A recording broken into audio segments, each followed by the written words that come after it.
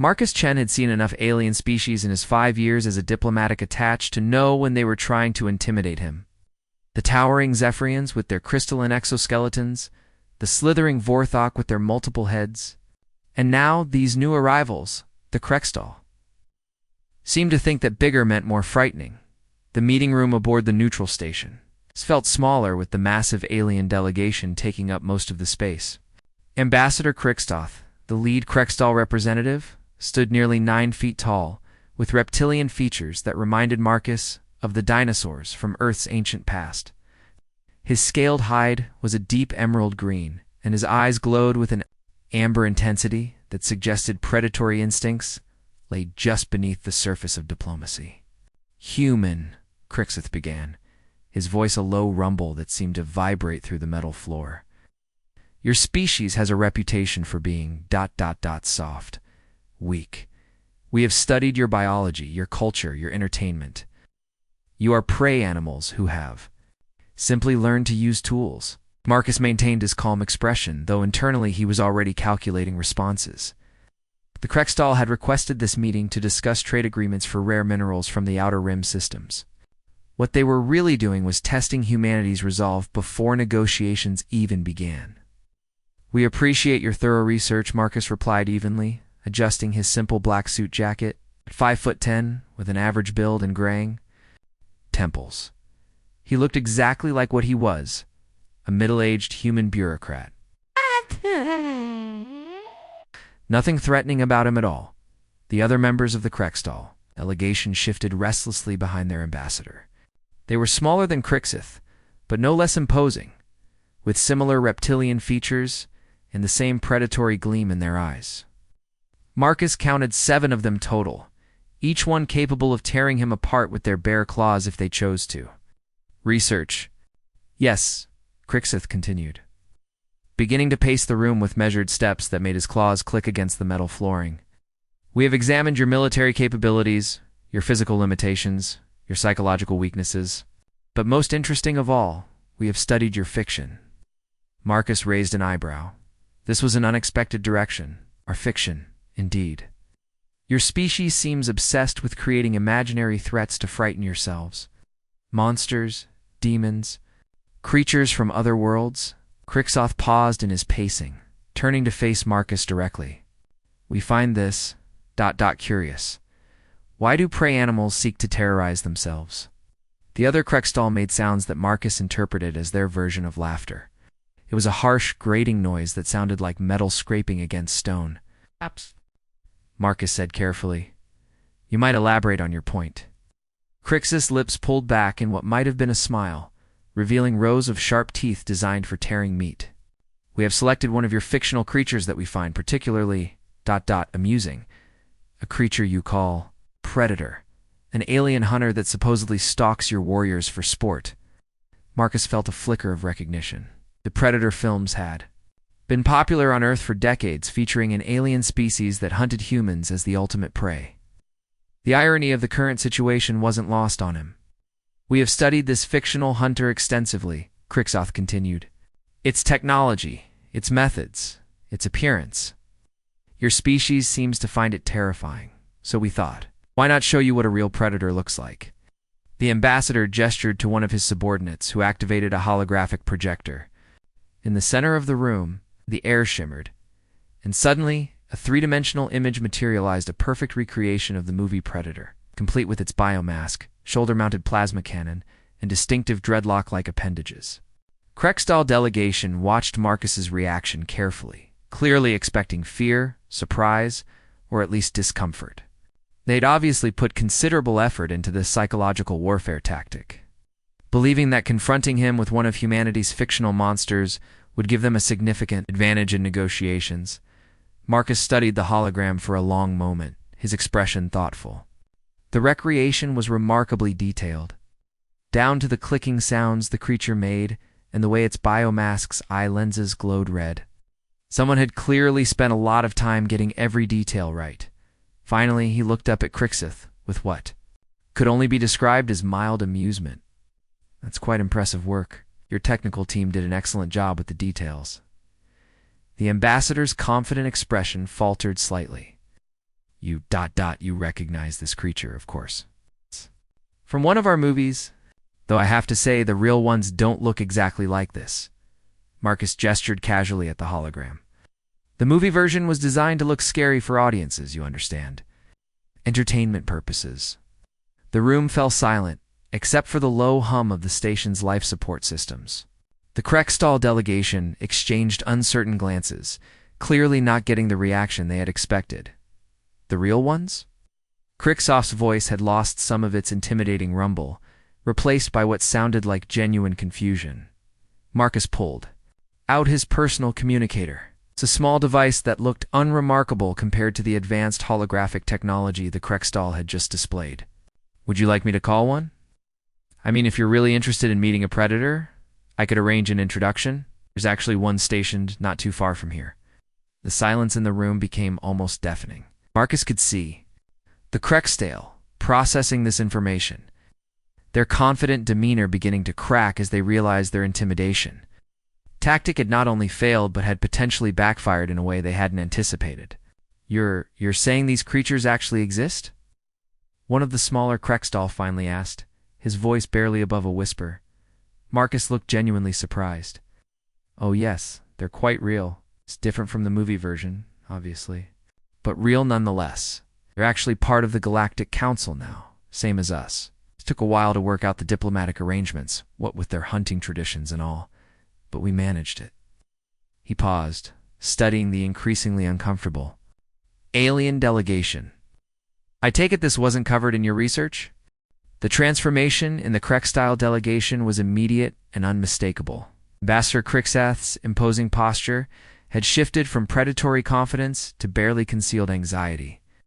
His amber eyes, which had glowed with intimidating intensity just moments before, now darted nervously between Marcus and the still active hologram of the movie Predator. Part of the Galactic Council? Kriksath repeated, his voice having lost its threatening rumble entirely. Hunting creatures are members of the same organization that governs interstellar relations. Marcus nodded as if this were the most natural thing in the world. Oh yes, for about 3 years now. The Yatadot's their actual name, not predators. They were initially resistant to joining any formal governmental structure. Their culture is built around individual achievement through hunting, you see. Very honor-based society. He gestured to the hologram, which continued its menacing display, completely oblivious to the fact that its intended intimidation had spectacularly backfired. The movie's got some things right, actually. They're hunters, and they do have advanced technology, though they're much more sophisticated than Hollywood portrayed them. One of the smaller Krekstal, whose scales had noticeably paled from emerald to a sickly yellow-green, leaned forward. Sophisticated how? Well, for starters, they've moved beyond hunting purely for sport. Marcus explained, settling into his chair as if he were discussing quarterly trade reports rather than apex predators from another world. They've developed into more of a, let's call it a quality assurance role for the galaxy. The confusion on the aliens' faces was almost comical.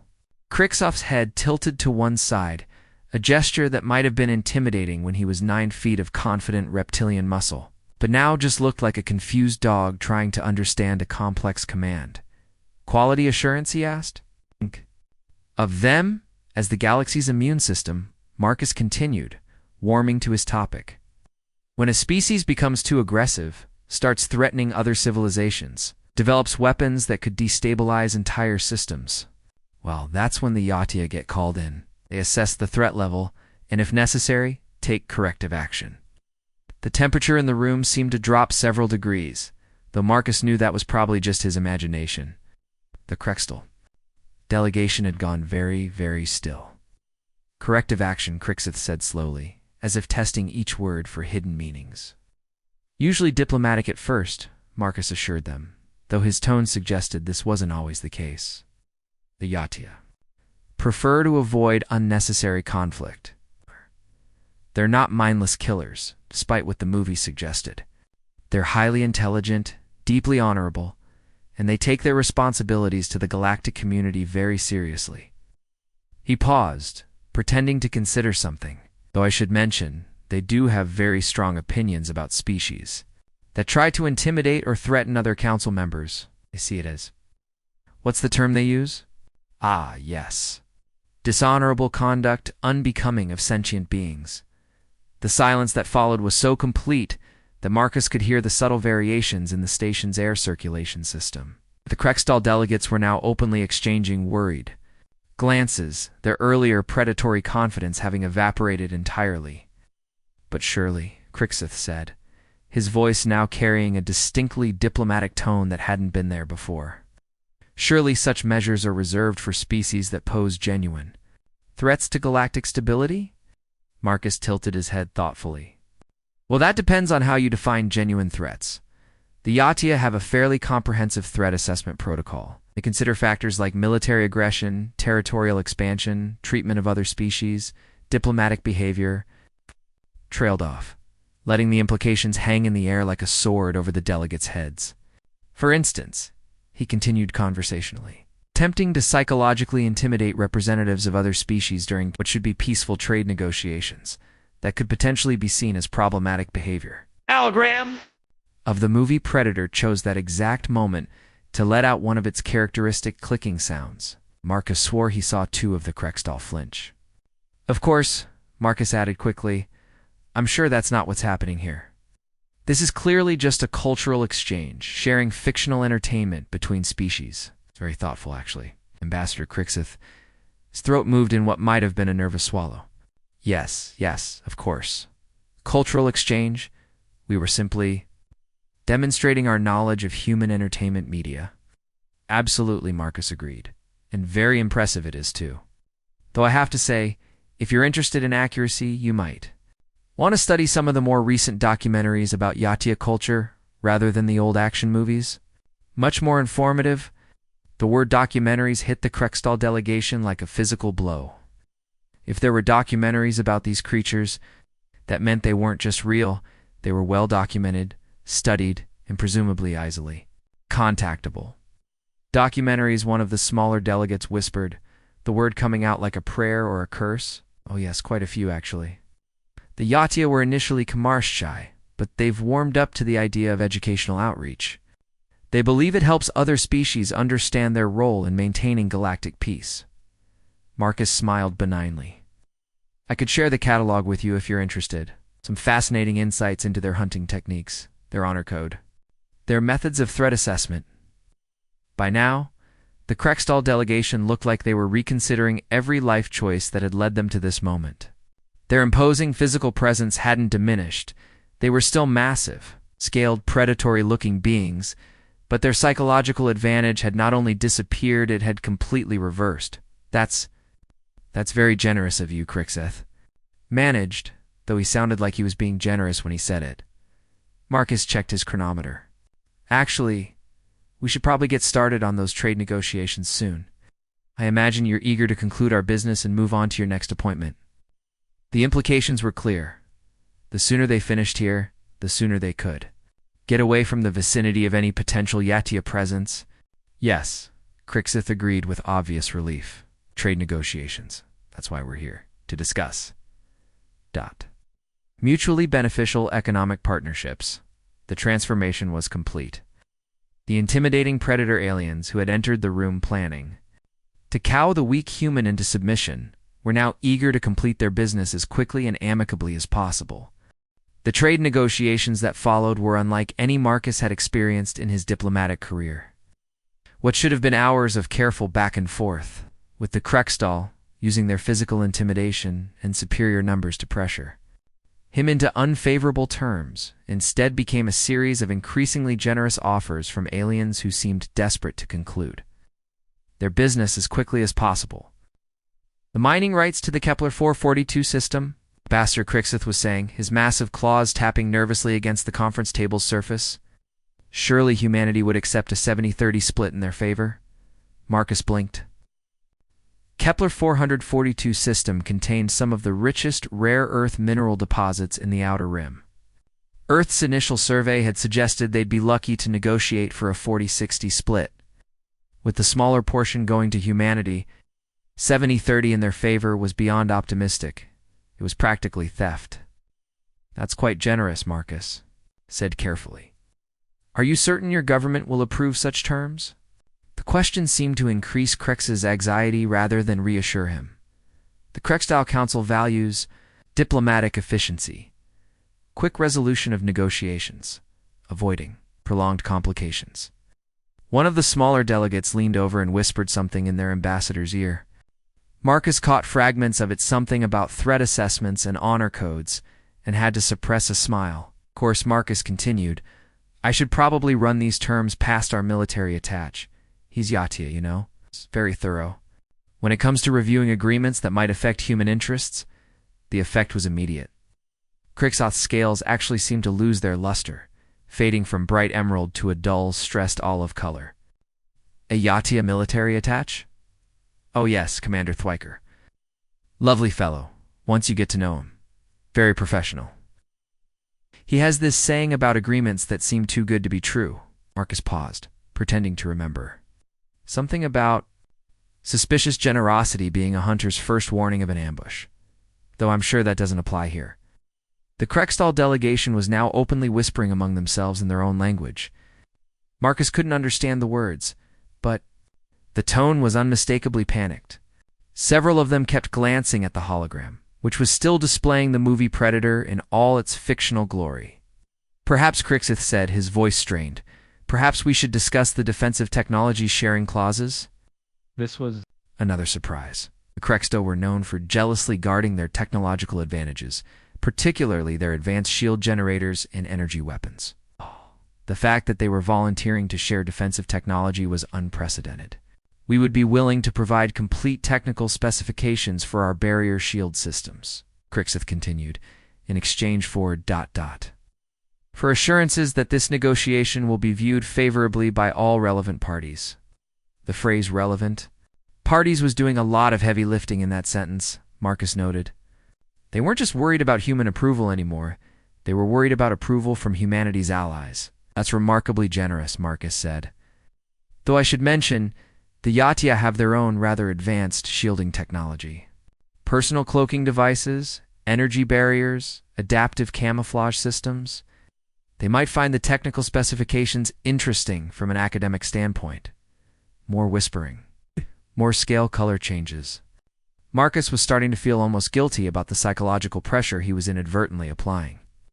But then he remembered how this meeting had started with 9-foot-tall reptilian predators trying to intimidate him with fictional monsters. Academic. Interest? Crixith repeated weakly. Yes, of course. Actually, Marcus said, struck by sudden inspiration, this might be a perfect opportunity for some scientific collaboration. Commander Thwyker is always interested in meeting new species, especially ones with predatory backgrounds. He says it helps him understand different hunting philosophies. The temperature in the room seemed to drop another 10 degrees. Hunting philosophies, one of the smaller delegates asked in a voice that was barely above a whisper.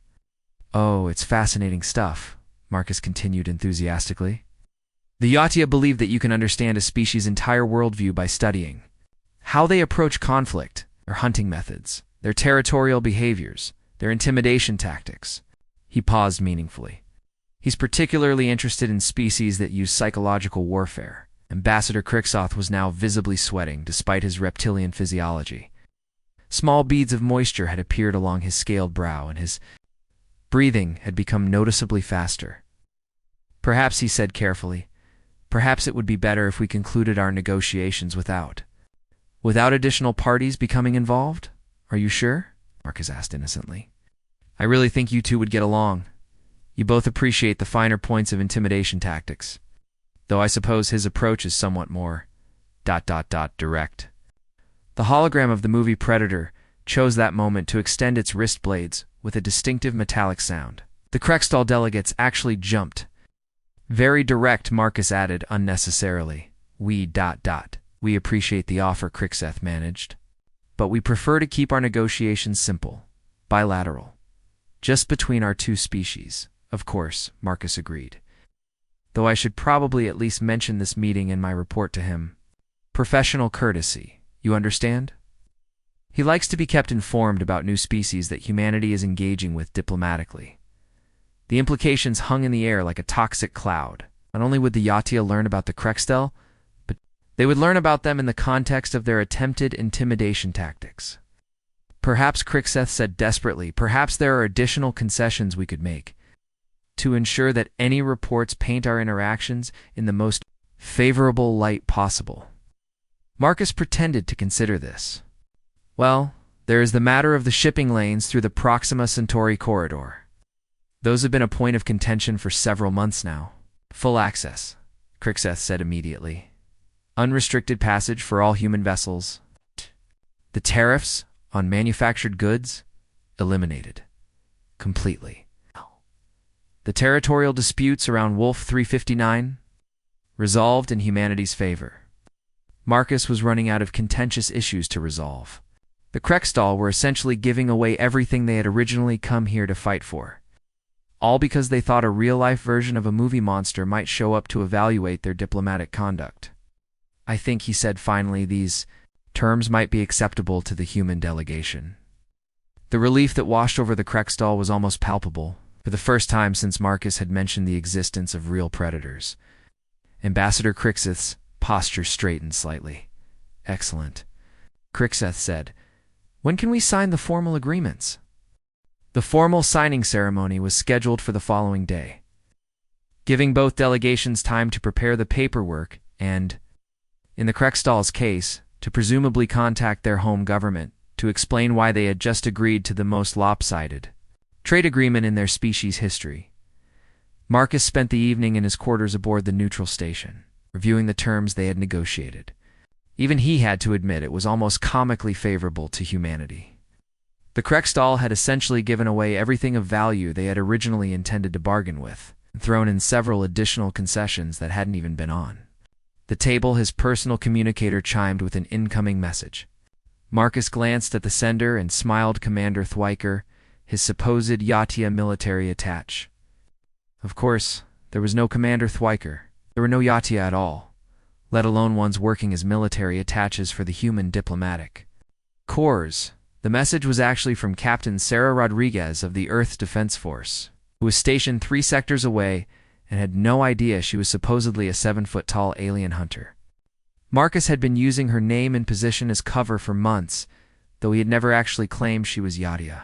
The Krextall had simply assumed that when he mentioned his military attach was different from what they might expect, he meant the attach was an alien. Marcus, the message read, heard through the grapevine that you're working on something big with those new reptile folks. How's it going? Also, Admiral Chen wants to know if you need backup. Some of the outer rim species have been getting aggressive lately, and we don't want you caught in a difficult situation. Let me know if you need anything. Sarah. Marcus typed back a quick response. All under control. Actually going better than expected. We'll brief you when I get back to Earth. Thanks for the offer of backup, but I think I've got this one handled. Sent the message and leaned back in his chair. The irony wasn't lost on him that his completely fictional alien backup had proven more effective than any real military support could have been. The next morning brought an unexpected development. As Marcus made his way to the conference room for the signing ceremony, he encountered a flurry of activity in the station's corridors. Maintenance crews were working overtime, and there seemed to be an unusual number of security personnel making rounds. "Excuse me, Marcus," asked one of the station administrators. "Is everything all right?" The administrator, a 4-armed cetacean, whose translator rendered his words in clipped, nervous tones, replied, "Oh yes, sir. Just some ... additional security measures. We've had reports of increased traffic in this sector. Some of the more militaristic species have been moving through the area." Marcus felt a flicker of concern. Militaristic species? Nothing to worry about, I'm sure, the administrator said, though he didn't sound sure at all. Just routine patrols. Though I should mention, there have been some unconfirmed sightings of ships matching certain ... profiles. Before Marcus could ask for clarification, the administrator had bustled away, leaving him with more questions than answers. When he arrived at the conference room, he found the Krextall delegation already waiting, and they looked worse than they had the day before. Ambassador Crixeth's scales had faded to an even duller olive color, and his hands were visibly shaking as he reviewed the treaty documents. "Good morning, Ambassador," Marcus said cheerfully. "Ready for the ceremony?" As Crixeth replied. Quickly, Very ready. The sooner we complete this, the better. Is everything all right? You seem a bit more anxious than usual. One of the smaller delegates leaned over and whispered something urgent in Crixus's ear. The ambassador's already pale scales went almost gray. We've received reports, Crixus said slowly, that there may be unusual ships in this sector, ships that don't match any known configurations in our databases. Marcus felt a chill run down his spine. Unusual how? Advanced stealth capabilities. Energy signatures that don't match any known propulsion systems? Ships that appear and disappear from sensors without warning? Crixus's voice was barely above a whisper. The kind of ships that might belong to ... two hunters. The room fell silent, except for the hum of the ventilation system. Marcus realized that his fictional story about Yadia military attaches and galactic peacekeepers might be about to collide with some very real and potentially dangerous unknowns. I'm sure it's nothing to worry about, Marcus said, though he was no longer sure of anything. Probably just patrol ships from one of the member species. The galaxy's a big place, lots of different technologies. But even as he spoke, he was remembering the station administrator's nervous demeanor. The increased security and the unconfirmed sightings of ships matching certain profiles? Of course, Crixus agreed, but his claws were now audibly clicking. Against the table surface, just patrol ships. Regular galactic traffic. The signing ceremony proceeded with remarkable speed. Both delegations seemed eager to complete the formalities as quickly as possible, though for different reasons. The Crextall wanted to finalize the agreement and leave the sector before any mysterious hunters decided to investigate their activities. Marcus wanted to complete the negotiations before whoever was really out there decided to make their presence known, as they applied their signatures and seals to the final documents. Marcus couldn't shake the feeling that something significant was about to happen. The morning's reports of unidentified ships, combined with the Crextall's obvious terror at the possibility of encountering real predators, had created a situation that felt increasingly volatile. Their ambassador Crixus said as he pressed his official seal to the last page, "The agreement is complete. Our species now have formal trade relations with all the protections and obligations that entails." The phrase protections and obligations seemed to carry extra weight, as if the ambassador was hoping that their new treaty with humanity might somehow shield them from whatever else might be lurking in the sector. Indeed, Marcus agreed. "I'll make sure to include a full report of these negotiations in my next diplomatic brief, including, of course, mention of how cooperative and reasonable your delegation has been throughout this process." The relief on the Crextall faces was visible, but it was mixed with something else, an urgency that suggested they wanted to be anywhere but here. "When will your report be filed?" Crixus asked. "Oh, immediately," Marcus assured him. "Standard protocol is to transmit diplomatic summaries within hours of conclusion. All relevant parties will be informed of our successful negotiations." Just then, the station's communication system crackled to life with an announcement that made everyone in the room freeze. For the first time since this whole situation began, Crixus looked at Marcus with something that might have been respect. "You would face potential hunters to stand with those who tried to intimidate you," the ambassador said slowly. This is honorable behavior. It's just good diplomacy," Marcus replied, though privately he was terrified. "Now shall we go meet our visitors?" The walk to Docking Bay 7 felt like a funeral march. The Crextall delegation moved with the resigned dignity of condemned prisoners. While Marcus tried to maintain an outward appearance of calm confidence, inside his mind was churning through possibilities, most of them unpleasant, as they approached the docking bay. Marcus could see increased security presence. Station personnel were maintaining a respectful distance, but their body language suggested they were ready for trouble. Whatever was in those 3 ships, it was significant enough to make seasoned space station operators nervous. The docking bay doors were sealed, but a status panel indicated that atmospheric equalization was complete, and the visiting ships were ready to receive guests. Marcus took a deep breath, nodded to the Crextall delegation, and activated the door controls. The massive blast doors slid open with a pneumatic hiss, revealing the interior of the docking bay. 3 ships sat in the berthing cradles, and Marcus had to admit they were unlike anything he had ever seen. They were sleek, predatory-looking vessels with smooth lines that seemed to flow like liquid metal. Their hulls appeared to shift and shimmer, as if they were partially cloaked even while stationary. Standing in formation between the ships were 9 figures, and Marcus's breath caught in his throat. They were tall, easily 7 feet each, with elongated heads and what appeared to be natural armor plating.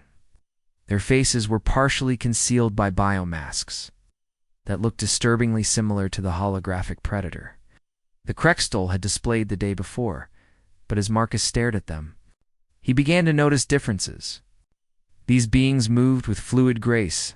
Their technology was clearly more advanced than anything in the movies, and there was an air of casual professionalism about them that suggested this was routine business rather than a hunting expedition.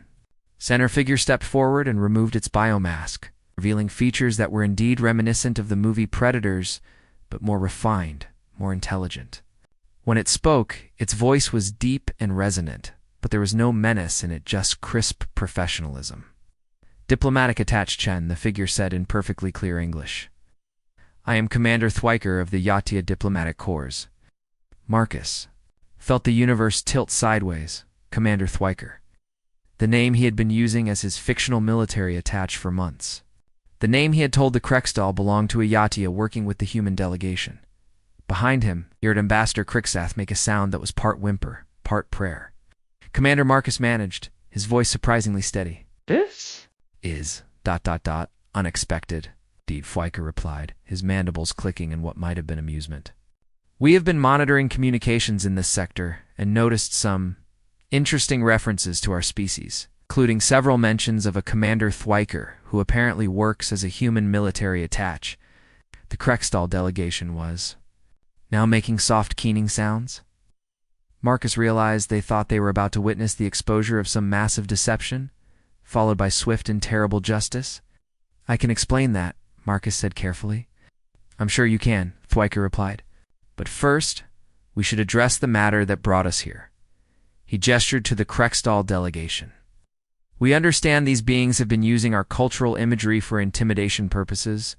Ambassador Krixath stepped forward with the dignity of a condemned warrior facing execution. Commander Thwyker, we accept full responsibility for our actions. We dishonored your species by using your image without permission, and we accept whatever consequences you deem appropriate. Commander Thwyker tilted his head, studying the massive reptilian alien who was clearly terrified but trying to face his fate with courage. Interesting, the Yatia said finally. You researched our honor codes? Ostensibly Krixath confirmed.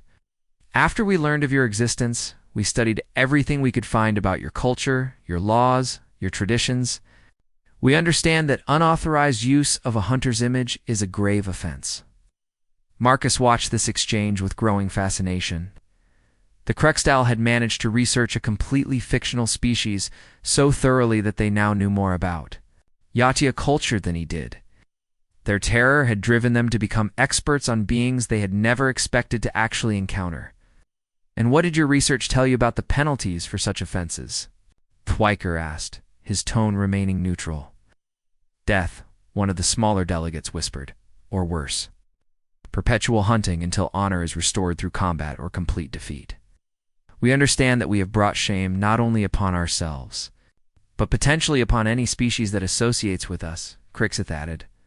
We do not ask for mercy, only that our dishonor not reflect upon the humans who were not party to our original deception.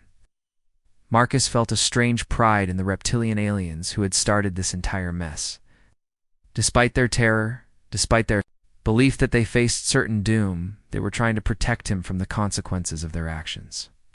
And yet you stand here, facing potential consequences, rather than fleeing? Fleeing would only compound our dishonor, Krixath replied. Better to face judgment directly.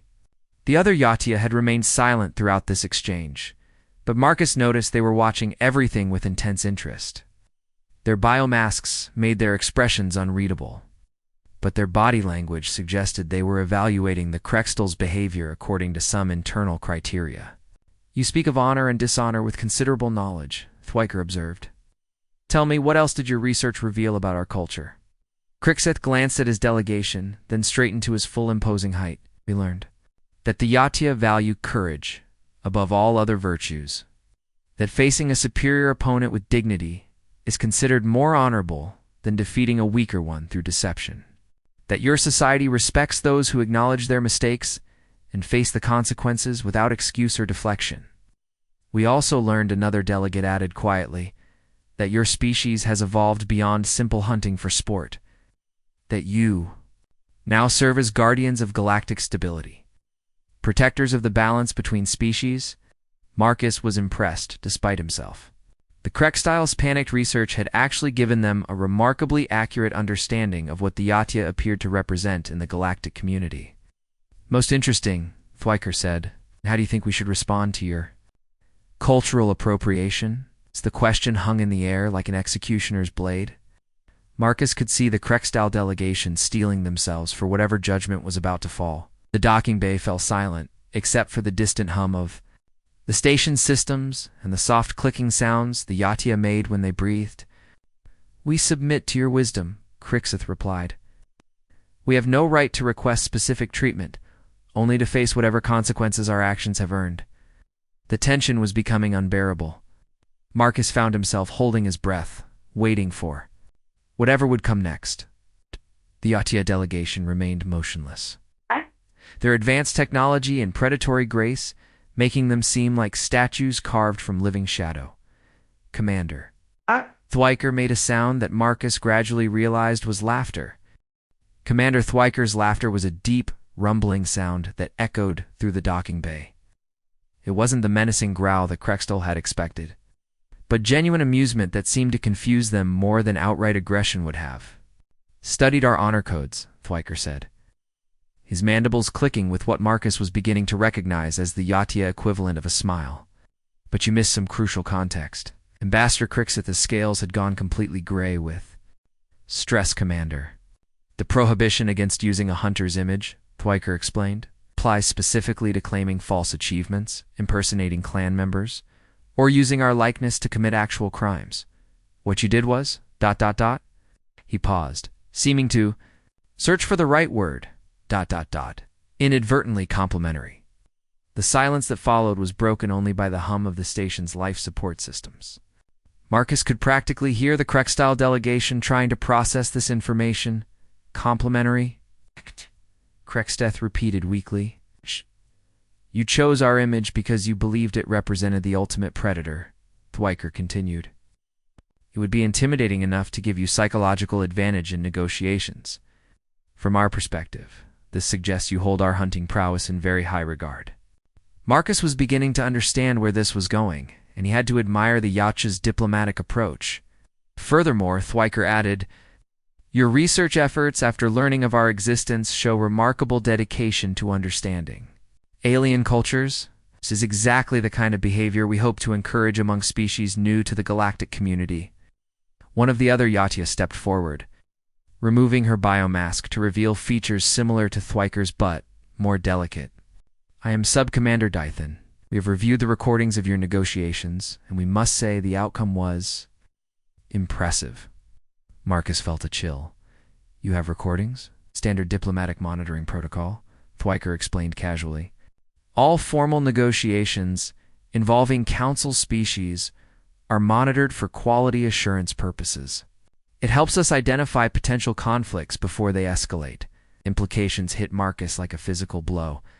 The Yatia hadn't just arrived by coincidence. They had been watching the entire time. They had seen him bluff about fictional military.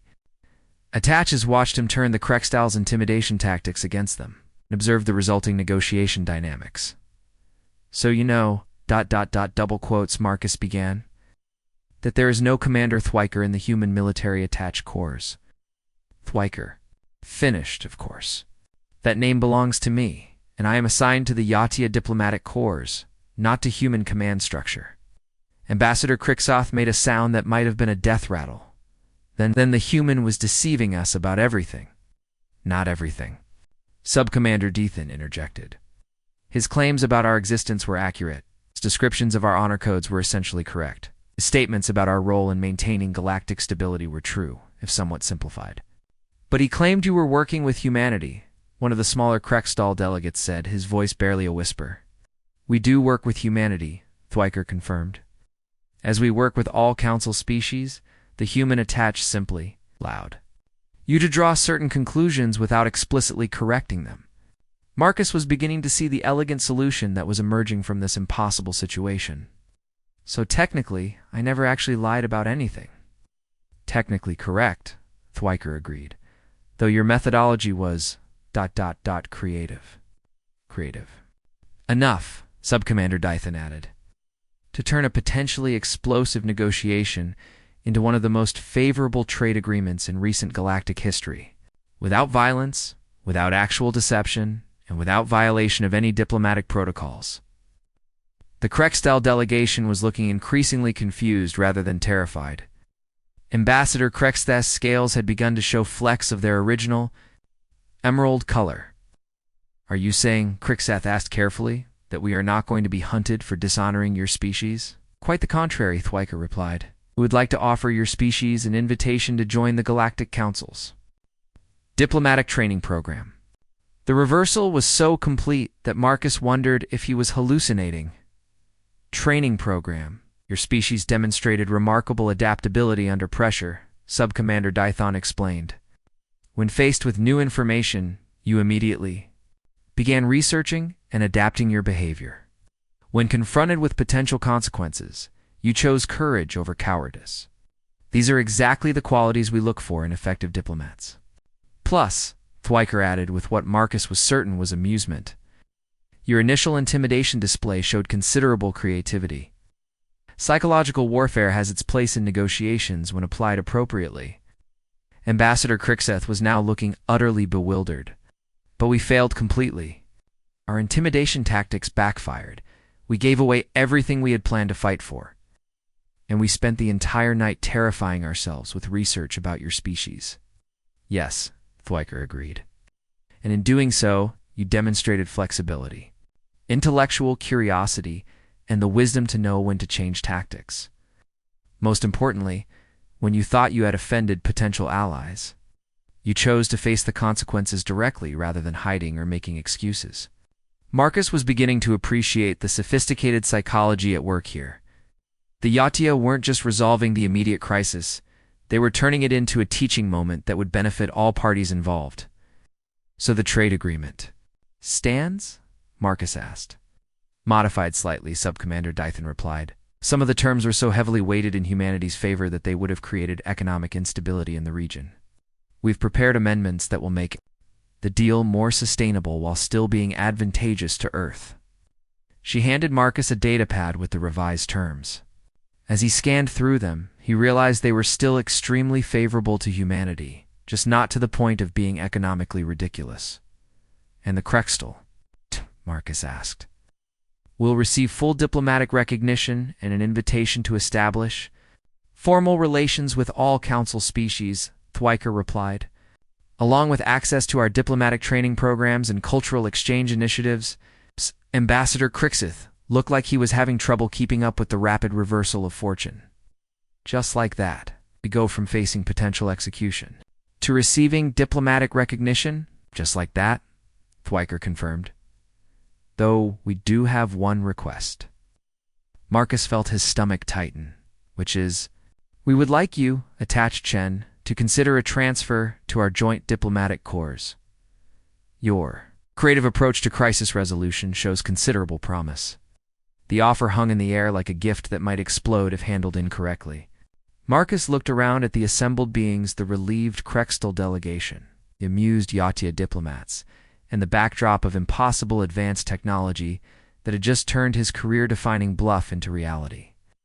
Do I get to keep using your name, Commander? Marcus asked. Right? The Yachi's laughter filled the docking bay once again. I think that can be arranged.